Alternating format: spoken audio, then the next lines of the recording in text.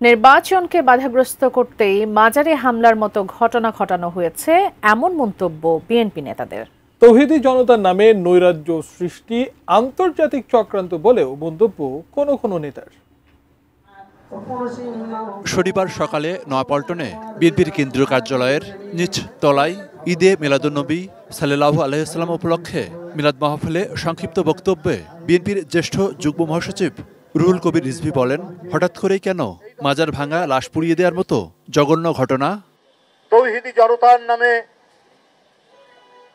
কারা এই কাজগুলো করছেন, আপনি দেখবেন এদের পিছনে আন্তর্জাতিক ষড়যন্ত্র আছে। দুপুরে গণ অধিকার পরিষদের সভাপতি ও ডাকসুর সাবেক ভিপি নুরুল হক নূরকে দেখতে ঢাকা মেডিকেল কলেজ হাসপাতালে যান বিএনপির স্থায়ী কমিটির সদস্য মির্জা আব্বাস। নূরকে এখনও বিদেশে না পাঠানোয় হতাশা জানান তিনি। এ সময় আশঙ্কা জানান মাজার হামলার মতো আরও ঘটনা ঘটতে পারে। এগুলো আসলে বিচ্ছিন্ন কিছু না, নির্বাচনকে সামনে রেখে এই ধরনের আরো অনেক কিছু সামনে আসতে হবে যাতে নির্বাচনটা না হয়। একটা শ্রেণীর লোক চাচ্ছে যাতে নির্বাচন না হয়। আমার মনে হচ্ছে না দেশে একটা স্বাভাবিক প্রক্রিয়া যাচ্ছে, অস্বাভাবিক প্রক্রিয়া দেশে এগিয়ে যাচ্ছে।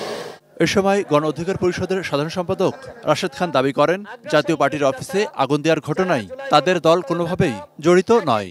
সেই হামলা অগ্নিসংযোগের সাথে গণ অধিকার পরিষদের ন্যূনতম সম্পর্ক সংশ্লিষ্টতা নাই।